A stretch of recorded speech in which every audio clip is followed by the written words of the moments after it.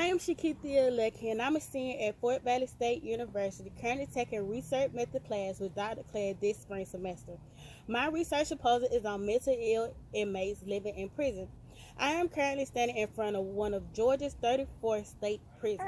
This is Rutledge State Prison located in my hometown, Columbus, Georgia. Rutledge State Prison is like many prisons in Georgia. It houses mentally ill inmates. This is a medium security prison. There are 6 living units in this prison. Each of the living units have 4 enclosed pods. Each pod has 12 two-man cells, and the day room also houses 30 beds. Now, the inmates who are classified as severely mentally ill are household in one pod, so that it is at least 54 mentally ill inmates in a pod. I wanted to present my research proposal from the front of the prison so that I can importance of getting mental ill inmates the proper counseling and treatment that they need, and to bring awareness to the many offenders with mental illness who are incarcerated and who will not receive proper mental health treatment while they are incarcerated. So once they leave, their recidivism rate will not be high. Mental health illness is a term that can refer to a wide range of different conditions. These illnesses, if not properly treated, will alter a person's mood, their thinking, and their conduct. Mental illness are broken down into 2 categories. There are eating mental illness, AMI, and serious mental illness, SMI. Serious mental illness are schizophrenic, bipolar disorder, major depression, panic disorder, obsessive-compulsive disorder, and even autism. There are a variety of reasons that can cause these illnesses, such as hereditary, brain chemistry, and environmental exposure before birth. All mental ill inmates are guaranteed by the 8th Amendment to mental health treatment. Many prisons, as well as local jails, do not possess the specialized training to handle this growing population of inmates. The unfortunate truth is that despite improvement over the past 30 years, the correctional system continues to struggle to meet the vast needs of the increasing numbers of inmates with mental health conditions. Without this treatment, their mental health condition will get worse. These inmates will become a great threat to themselves as well as others if they were to leave their prison, jail, or detention centers.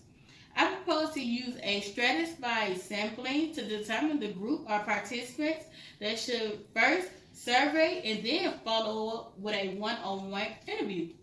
To begin, I will have a big group of sheriff deputies and correctional officers and mentally ill inmates to work with. Currently, there are 183 jails and 34 prisons from the state of Georgia. Inside of those jails and prisons resides almost 9,000 mentally ill inmates.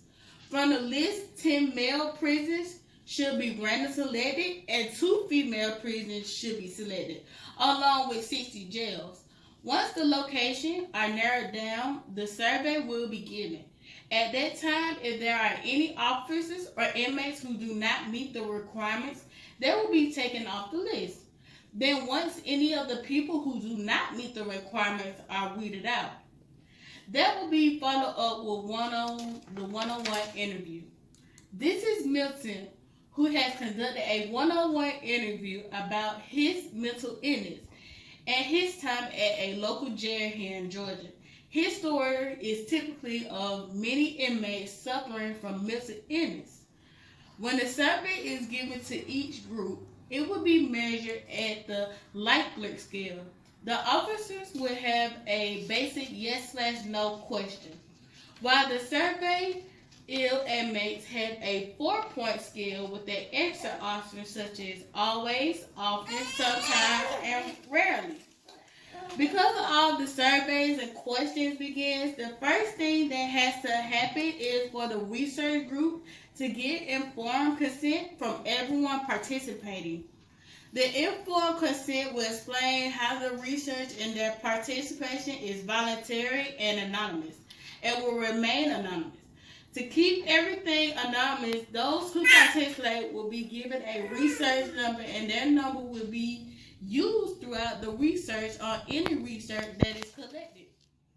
This is Daniel. He also conducted a one-on-one interview about his mental illness and his time in a group home and now being in jail.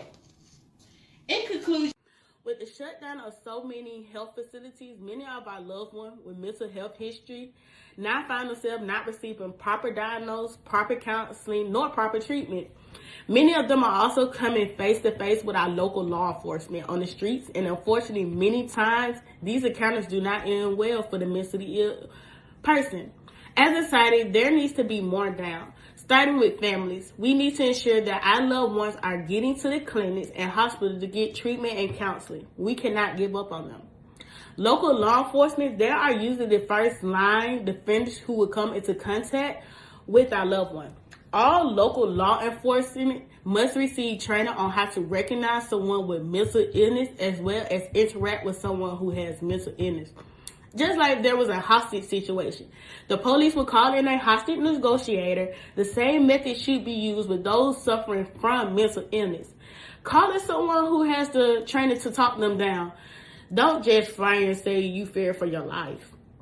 But once they are in jail or state prison, they definitely should not be placed in general population with others because they will become prey and will get beaten, raped, and possibly killed. They need to be segregated, receive counseling, and ensure their meds are taken. And when it's time for them to be released, they need education and training. So when they expect to be outside in the real world, they would not end up back in prison. They also need to be a doctor on call who can get back in quickly if one of the inmates have a psychotic break. In conclusion, we cannot expect mentally ill inmates to get well if we do not provide a safe place for them to get the specialized treatment and counseling that they need. If the response to mentally ill inmates are not taken seriously, many more will spend the rest of their lives in prison or possibly die early death. Thank you for listening to my proposal.